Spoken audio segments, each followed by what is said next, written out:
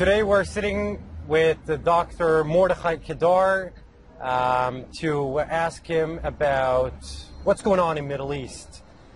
Basic facts that we want to share with us to European political leaders, decision makers, opinion makers, to actually give them the real perception of what's going on in Israel, in Middle East, and the geopolitical circumstances that European leaders should be aware of.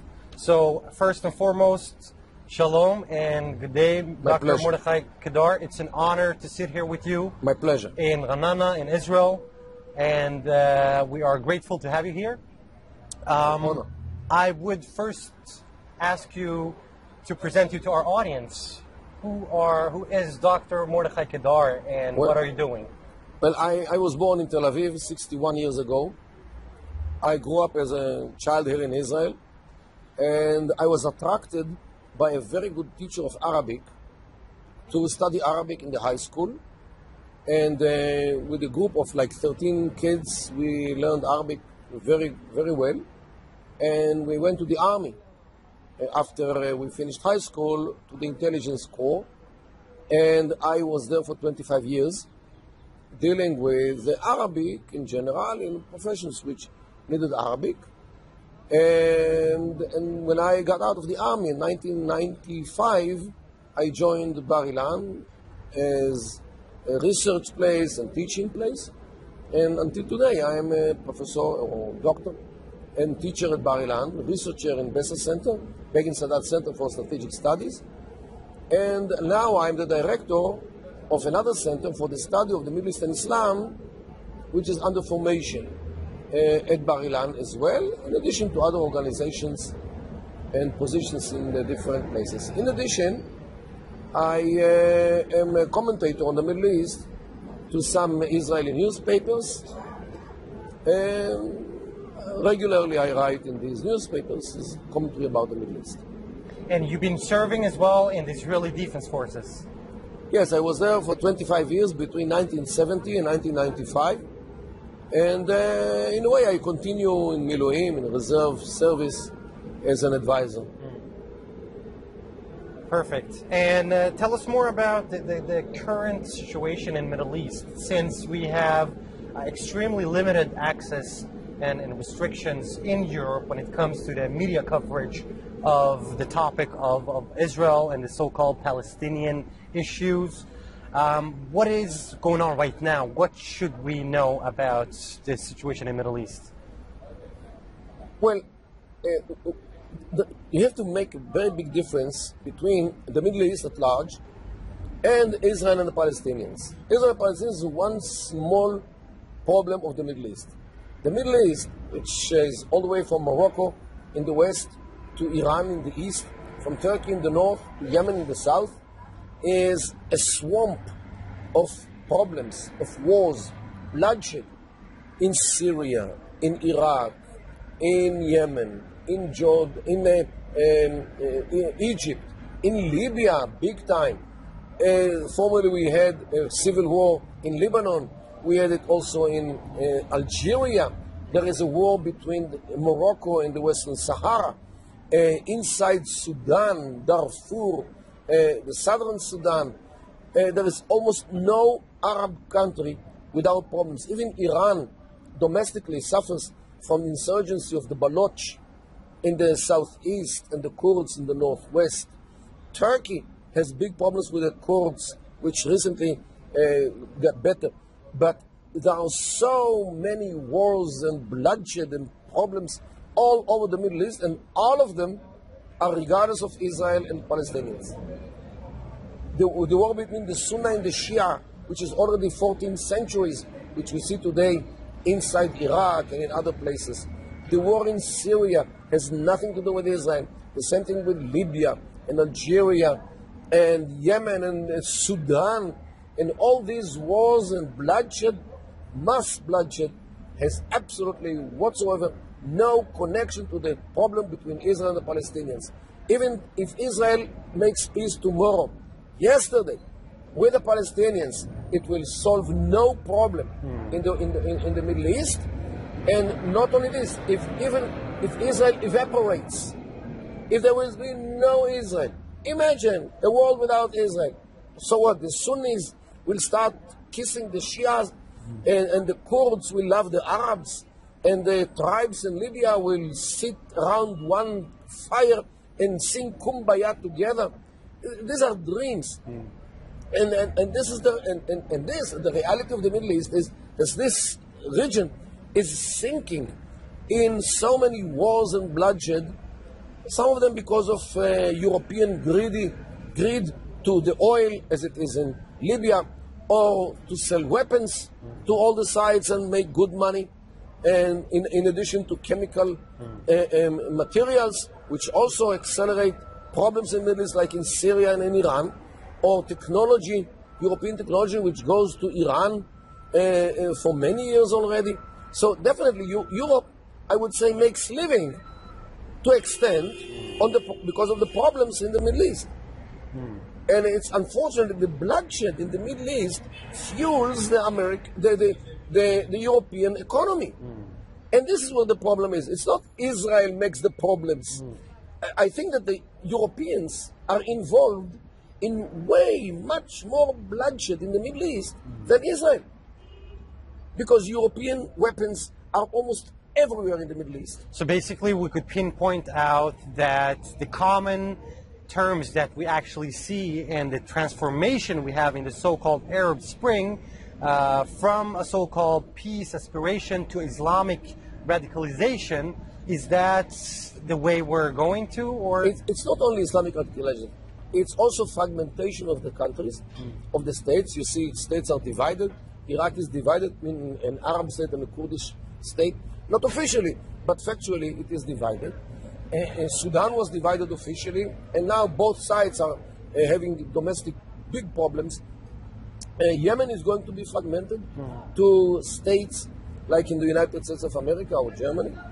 And Syria is falling apart. To talk today about Syria is just like to talk about Yugoslavia or Czechoslovakia or the Soviet Union. These are all past. We have today new states which came out from the ruins of those former states. The same thing is with Syria. Syria will never return to be a consolidated state under one regime. It is gone. The Kurds will never be under the Arab rule because they don't love Arabs, and Arabs don't love Kurds as well. The Middle East now actually goes to the natural situation. The natural situation of the Middle East is that people live in a traditional framework of the tribe, ethnic group, religious group, or sectarian group, like Sunni Shia. Conglomerates, like Iraq, which had so many tribes and ethnic groups, like Kurds and Arabs and Turkmens and Persians, and religions, Muslims and Christians and Jews and Sabbais and Mandays and Zoroastrians, 10 religions only in Iraq, and sects, Sunni, Shia, Christian denominations. It never worked because this was an artificial state which never succeeded to settle in the hearts of the people and to replace the loyalty of the people from being loyal to the tribe or the ethnic group or the religious group or the sectarian group to be loyal to the state, to be Iraqi or Syrian or Yemenite or Libyan. People remained loyal to the tribe and to the group, and they've kept fighting each other. This is why they needed a dictator all those years in order to consolidate them, in order to hush them, in order to push them all into one bottle and not to open it ever. So this was actually a barrel of explosives. What happened today in the Arab world, this barrel is exploding, and the states are imploding and fragmented. And this actually, we see, what we should do, what the world should do, should support this process and to help those people to create homogeneous states which have prospects to be normal states, like the Gulf states, which are stable not because of the oil. Dubai has no oil. And on the other side, Iraq and Libya have much oil, and this doesn't contribute to the stability. What makes the stability in the Gulf, and I exclude Bahrain, talking about Kuwait and Qatar and the 7 Emirates of the Union, they are stable because every one of them is one single tribe. And when you have one single tribe in the Middle East, it lives within itself. The leadership is legitimate. The state is legitimate. Nobody shakes the boat, and everybody obeys because everybody is part of the tribe. But if you merge them together, they kill each other. Could we actually identify the common pattern within the so-called Palestinian society? Definitely. There are tribes as well.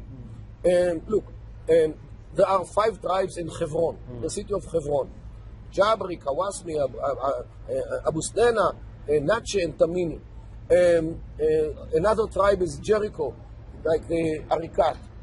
Another tribe is in Ramallah, Barghouti. Another 3 tribes in Shechem, in Nablus, Masri, Tukan, Shaka, Tulkarem, the Karmins. So definitely, there are also tribal societies, and this is why I think that the only solution is to create the Palestinian Emirates. Already we have one in Gaza, which works already for 7 years. In June 2014, it will be already 7 years that this state functions with a government, with borders, with ministries, with the judicial system, with education system, with economic system, with military, with police. This is a state, although it didn't declare statehood. But Gaza is a state, and we have to recognize the fact that Gaza is a state. And in addition to this, we have to continue to create Palestinian Emirates. By the way, there is a website, PalestinianEmirates.com, which I created in order to promote this idea. And therefore, we need an emirate for the tribes of Hebron, another emirate for the tribe of Jericho, another one for Ramallah, Nablus, Jenin, Tulkarem, Kalkilia, the cities, while Israel should forever remain in the rural areas in order to make sure that this will never become another Hamastan, which we have in Gaza. We learned the lesson. And this way, something almost like 90% of the Palestinian population will be liberated from Israel, and Israel will have security by ensuring that there is no another Hamastan, because neither Israel nor the world needs another Islamic terror state, and nobody in the world, even in Europe, nobody has a guarantee that a Palestinian state will never turn into another Hamastan. After Hamas already won the elections of the Palestinian Legislative Council, and until today they have the majority, which they won in January 2006, and they took Gaza by force in June 2007. Who can guarantee that this scenario will not repeat itself in the West Bank? So what a normal state will allow another Islamic terror state being established on its border when we are so vulnerable and under the mountains when they are looking over us. So this is, I think, the only solution which will bring peace and will liberate the Palestinians from Israel, or most of them at least, from Israel. And this is the only way how to bridge between their willing to be independent and Israel's needs of security. By the way, it has also a very solid legal basis, because as people try to ignore, the League of Nations in the San Remo Convention gave the Jewish nation the land of Palestine. Not any other nation is mentioned in that decision. You can read the decision, it's clear English, and it's well known, and it's fait accompli. The Jewish people received from the League of Nations, from the international family, the land of Israel. Only the Jewish people. So definitely we have the legal basis why we can, on our soil, establish these 7 Palestinian Emirates if they don't want to live with us. We don't have to chase them out. We don't have to abuse their rights.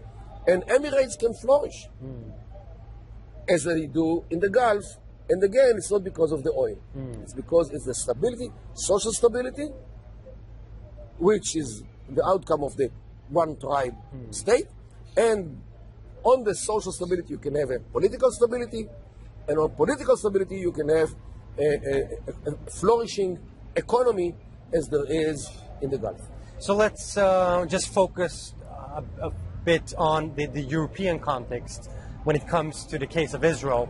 How could we affect the European political leaders to renew and to re-understand their perception regarding Israel, since we have a lot of misunderstandings, we have a lot of deceptive perception about Israel, the media concentration about the fixation from the media to delegitimize the state of Israel, to demonize the state of Israel. What shall we bring back to Europe? Well, first we have to understand where it comes from. Israel is a nation state of the Jewish nation. Europe today, or European states, nation states, like France, Sweden, give up to a large extent the national nature of the nation state by allowing almost free immigration from other cultures, by depicting nationalism as Nazism, and by creating this idea that everybody has the right to do whatever he likes, to move from every country to every country, to do whatever he likes, like internationalism rather than nationalism. And this is the atmosphere in the last, let's say, 20 years in Europe, which is largely accepted by most Europeans. The nation state actually finished its role, and now we all have to unite everything, to unite the currency, to erase the borders. We can go from wherever they like, we can invite whoever goes on in the world. If we need the foreign workers, let the whole world come to us, it's okay. We give up on our land and our culture and our characteristics because it's nice, and you can see it very well in many aspects. Israel is a nation state which tries to keep its nationhood because we are a small nation. We are only 13 or 14 million in the whole world with Jews, and we want to keep the little country which we have as a nation state, and we don't give up on our character and our nature as a Jewish state. So Europeans do not like it because we apparently succeed to be a nation state where they failed to preserve their nation. They envy us and they don't like us. They want us to join the stream, to join the crowd of those nations which gave up on their nation. This is why Jewish state sounds like parochialism or extremism or something which remained in the 19th century of the nationalism. No, we are modern today. We are open. We gave up. We don't need the nationalism anymore.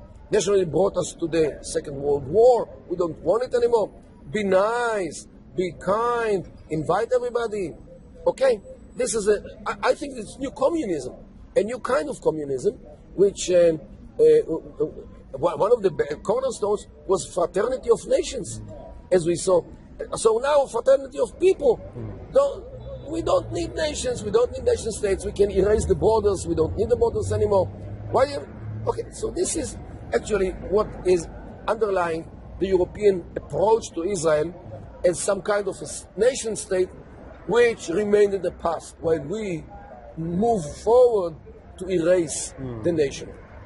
Another thing is, in Europe, there is a latent anti-Semitism, anti-Jewish sentiment, and this is something very deeply rooted in European culture, in European views, because of various reasons. connected to Christianity, connected to the makeup of the nation state in Europe, which needed an enemy, and the enemy was the Jew always, because he was there and he looks different, and he behaves different way, and he has different holiday. And so it was easy to blame the Jew, the other, as the demon who we all should unite against him. So now it is transferred to Israel. What was then the Jew in Europe, now the Jew in the Middle East. So this also is added to this. A third thing is that the discourse of identifying with the underdog, which today is the name of the game, especially in the media, in academic institutions, and in political corridors. The Jew is not anymore the underdog. Europe more or less erased the Holocaust. Europe does not want to remember the Holocaust. It is too much of a burden. It's too heavy of a cross to carry what they did, what the Europeans did to the Jews. And Sweden especially, a state which supported the Nazi industry with steel, with iron. Okay? So definitely Sweden had a good part in what was happening in Europe, and not from the good side of the coin. And taking the Swedish history, especially this history of taking part in the war in the way Sweden did it by supplying iron to the Nazi war machine, as they did, is a burden. Who wants to remember it? So it's easy now to show the Jew as the bad man in order to retroactively justify what we did with the Nazis. This, I think, to a large extent, is one of the untold story about the Swedish attitude to the state of Israel. Because by showing Israel as the bad guy, justifies retroactively the role of Sweden in the Second World War, and nobody can deny that people knew about the extermination of Jews. As you just mentioned, Dr. Kedar, you just said that Sweden had an active role in cooperation with the Nazi regime during Second World War. Today we see a distinctive, clear cooperation between Sweden as the democratic states that are promoting and funding and financing the so-called Palestinian Authority, the so-called Palestinian people. What's your takes on that? Well, I think this is the outcome of the sentiment, of the anti-Israeli sentiment. Mostly. As if it's human rights, as if it's political freedoms, as if. It's behind the scenes, it's how to act against Israel, because they all know that the Palestinian Authority actively, openly acts against Israel. I'll give you a good example. The PA produces this scarf which people go around in demonstrations, and this is by the PA. Okay? You see the flag, the Palestinian flag. It's not Hamas. So on this side they said Quds Lana, means Jerusalem is theirs.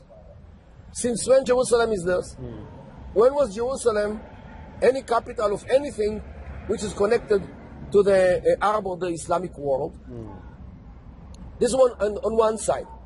And on the other side, which they show, is Palestine. And this is the whole country. Palestine. So where is Israel? That's mad. That's crazy. So where is Israel? They actually want Palestine on the whole space of Israel, because this is the Mediterranean, this is the Jordan River. So where is Israel? It's vanished? Have it totally disappeared? This is the Palestinian Authority? No, Israel, it's Palestine. Yeah. Palestine. So where is Israel? They don't even mention Tel Aviv, only Yafo. Okay? So this is the dream. Yeah. And now you tell me that the Swedish do not see this? Actually, a little comment.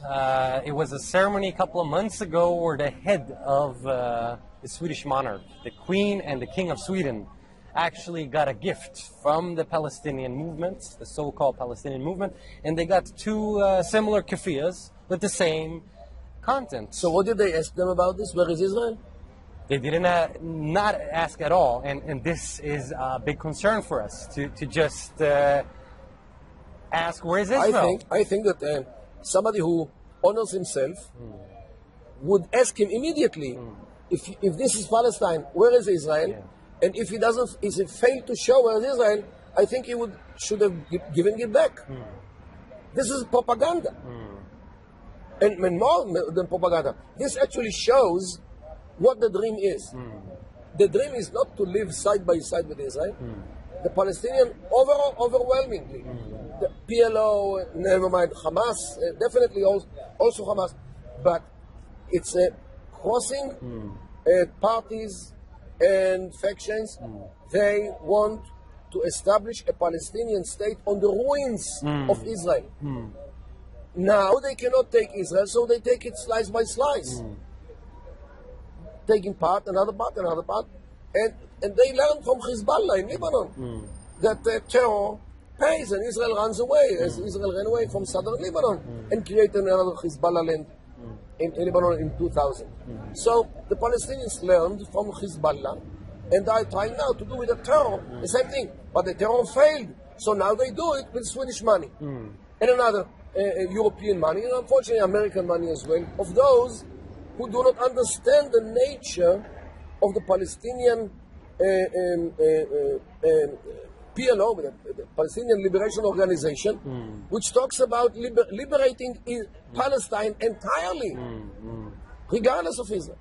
They don't see Israel. So we could see a clear demonization and process of the legitimization of the state of Israel and the Jewish people, and of course of the Zionist movement, from the Muslim and Arabic front. But we could see a clear threat from inside the Jewish camp, the Israeli camp, where we have ideologically on the left side, the left-wingers, as Jews, as Israelis, they are promoting a Palestinian, so-called Palestinian statehood on Israeli soil, as the West Bank call it, the West Bank. Actually, the accurate definition is Judea and Samaria, as we know. But what is your... How could we educate these people so they could orient or at least walk on the correct and the proper path of understanding the legitimate, the legal foundation of the state of Israel?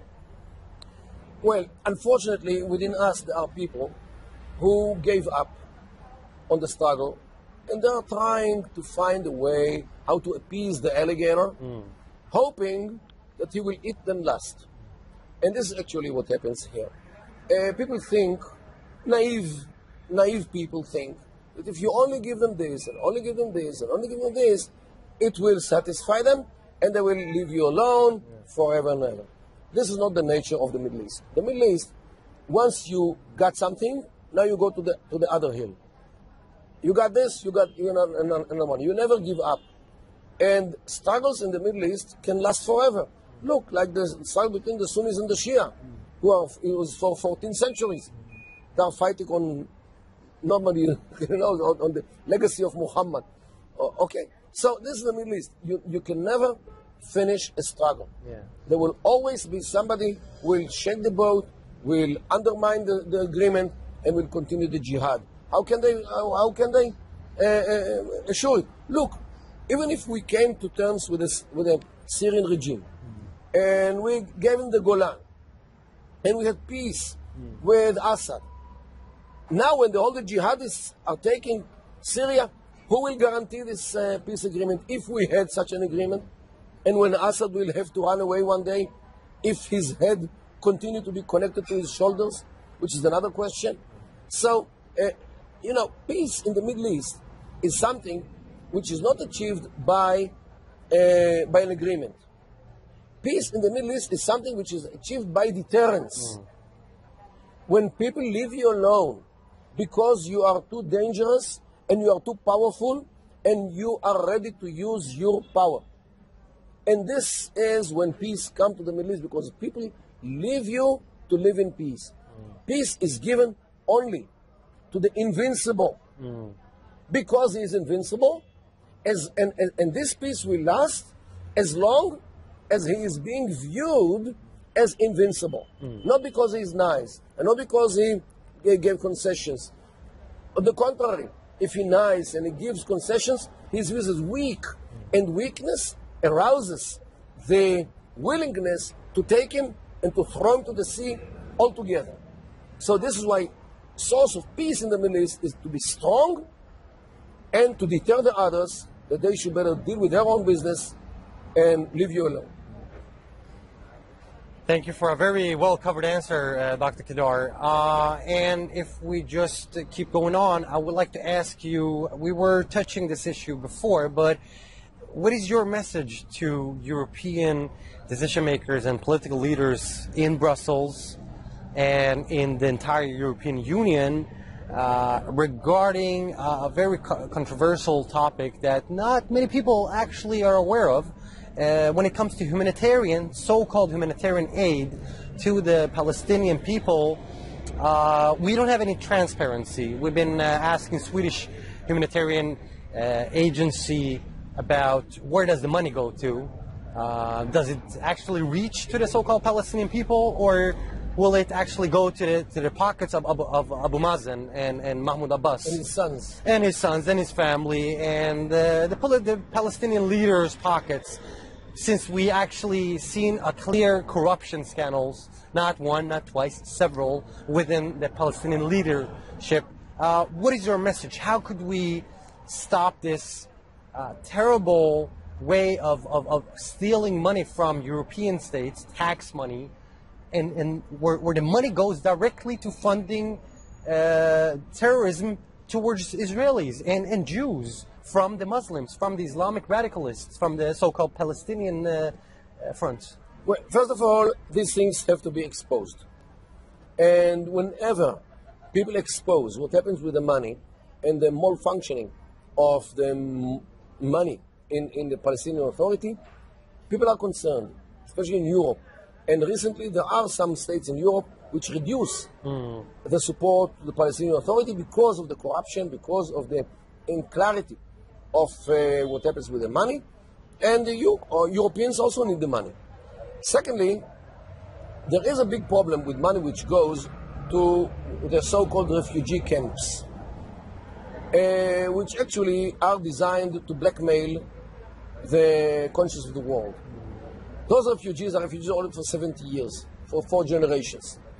According to the international definition of refugees, they are not refugees anymore. Because the international definitions of refugees are up to 10 years, as they are in the charter of the UNHCR, United Nations High Commissioner for Refugees. Up to 10 years, they cannot give the refugee to the children. It's restricted only the ones. And once they have a citizenship of any state in the world, they are not refugees anymore. Okay, now, the Palestinian refugees in Jordan, for example, are citizens of Jordan. So how can they be refugees and citizens? Now, many of those refugees, and the Palestinians also, are not originally Palestinians. They carry names like Houani, which testifies they came from Syria.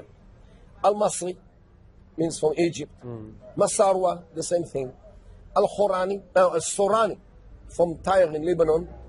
Dibini, Tarabulsi, means came from all these places in Lebanon. And many of the Palestinians are not originally Palestinians.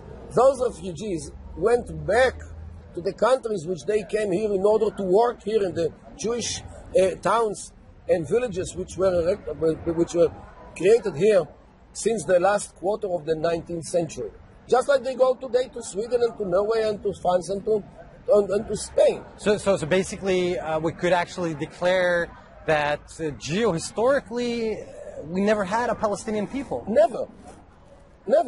We had a Palestinian people, just like we never had a Jordanian people or a Syrian or a Lebanese people. These are all new states which you created during the 40s of the last century. And all of a sudden there are peoples. They were all Shamis. This was the region for for thousands of years. Yeah. So all of a sudden there is a people. Now, many of the Palestinian refugees are refugees who moved from their places before 1948, like 10 kilometers. So how can they be refugees in their own country? Only because their brothers keep them in refugee camp. The Palestinians are keeping Palestinians as refugees in refugee camps near Nablus. What is this? Why should this be supported? They should tell them, hey, they are your brothers. Why do you keep them in refugee camps? And I'm talking since 1948. Now, 48, the war which created supposedly this problem, actually was a war which was waged on Israel by 7 Arab states 1 day after it declared its independence. 1 single day. So who is responsible for the creation of the refugees problem? The Arab countries, which invaded this country, made the war, and they ran away from the war. So they should solve the problem if they are the responsible. Israel should solve a problem which they created. They should be responsible for what they do. But the problem is that Arabs, in many cases and in many areas, do not feel responsibility for the problems which they create, including the Palestinian refugee problem. So the world should support it. The world should have told them many years ago, decades ago, to dismantle UNRWA, the United Nations agency which takes it of only the Palestinian refugees, from the whole world, only Palestinian refugees, should dismantle it, should take the money for better causes and absorb their brothers in any Arab state, because they are Arabs, they are Muslims, most of them, and they should be absorbed, especially in the countries which they came originally from, like Syria, the Houanis, Egypt, the Masri, and all these. So definitely, the Palestinian refugees should not be a problem for decades already. But the problem is that the European money keeps this problem alive. And they made their refugeehood into a profession. And the Europeans actually help them be a professional refugees and make big money out of this refugeehood. Why should they work? Why should they be doing? They get everything for free. So if we're going to still look at what's going on in the Middle East, we have a tremendous effect of Israel when it comes to the so-called Iranian issue. And many consider the Iranian threat as the biggest threat to the state of Israel's existence, actual existence, the Jewish people's existence. Could you just brief us more about, under the headline, the biggest threat to the Jewish state of Israel? Well, it is correct that Iran, especially when it becomes nuclear, and nobody can stop it as today, is a threat to Israel. But the problem is that Iran is not a threat only to Israel. Iran is a threat to Europe, no less than Israel. All their missiles reach Sweden. Why do they need missiles which reach Sweden? Sweden is 3 times the distance from Iran, like Israel. Why do they need these missiles? This is one thing. Secondly, they have submarines, which they know already how to launch missiles from the submarines. If they have nuclear warheads on these submarines, they will control the world from the Atlantic, from the Pacific, from wherever they can put those submarines in. So definitely, Sweden might be closer to the Iranian missiles than Israel. So one day. why do the leaders, political leaders of the establishment of Europe, are they blind, or have they covered their eyes for the reality when it comes to the Iranian threat? Since it's not only a huge, tremendously imperative threat to Israel and of course other states in the Middle East, but in the real case we have a huge threat to the surrounding environment, and of course Europe as well, and even to US. How could we deal with this issue? Well, as we already learned from Liza Minnelli and Cabaret, money makes the world go around. And today Iran is a source of big money to the industries of Europe. And European companies are maintaining big pressure on the European governments to open the gates to Iran because they want to get the contracts, the oil contracts and other contracts in Iran, because Iran is big money. And they don't look at the security problems, not to mention Israel problems, but even the European security, they don't care so much because they care to the shareholders and the workers, and they need jobs and they need the income. So unfortunately, what pushes Europe, including Sweden, I believe, to bed again with the Iranians is the money. And let the security go to hell. Who cares about security of Europe and Israel alike? Well, it's a very terrifying scenario we could face in front of us. Those Ayatollahs consider Jews in Israel as infidels no less than the Europeans as Christians or atheists. And they are even worse in this because they are atheists. So this is why, at the end of the day, the Ayatollahs will target Europe after Israel, right after Israel. It will be the first course. Europe will be the main course. Perfect. And when it comes to our organization, Swedish Jewish Dialogue, that serves as the only independent pro-Israeli organization, NGO, and a Zionist movement that serves as a public diplomacy organization, we basically want to promote Israel and balance the negative aspect that media is portraying and actually put in more positive aspects and educate people, organization, political leaders, the mainstream, which have an extremely negative picture and perception about Israel. And our goal is actually to change this destructive pattern. What is your takes on how we could change our aspirations a bit more so they become more receivable for the audience? Well, first of all, I must say that organizations like this, and there are many in the United States, in Canada, and other countries as well, are the organizations which give us Israelis the strength to stand in front of the problems in the Middle East. We know that out there in Europe, in other places of the world, there are people who support us, Jewish people and non-Jews as well.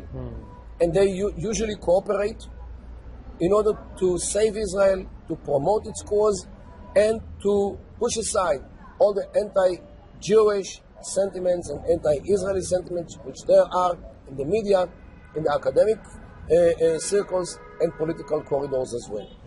You have no idea how much we Israelis are thankful to organizations like this, which actually are the mouth, the voice for the voiceless. Because we don't speak Swedish, we don't speak Norwegian, we don't speak other local languages. So definitely we depend on local people like you to be our real ambassador, not to the Prime Minister, but to the journalist, to the academic, to people who will correspond with you, and not with the ambassador of Israel. And this is why the importance of these non-governmental organizations, NGOs, is so important, because it really reaches the places which we Israelis have no idea how to reach and how to talk to, and we can't actually talk to those people in their own languages. So this is why these organizations are so important, and it gives us the feeling that we are not alone in the battle against the extremism, against the jihadism, against all these waves which tear the Middle East, as we see today, to pieces. I understand. So we got this beautiful chance to sit here with you in Ramallah in Israel, and hopefully we will see you around in Europe as well. To our viewers, Dr. Mordechai Kedar will hopefully visit Scandinavia for a more educative tour most of all to our political leaders, to our campus organizations, and hopefully by Dr. Kedar's perception of how we could solve the issues in Middle East and how we could actually stand up for the only thriving democracy in Middle East, which is Israel, we will hopefully find a better way to go. So, Dr. Kedar, I thank you so much for your time. Thank you very much for what you do, and thank you very much for what you are. Thanks a lot, sir. My pleasure. Shalom uvracha.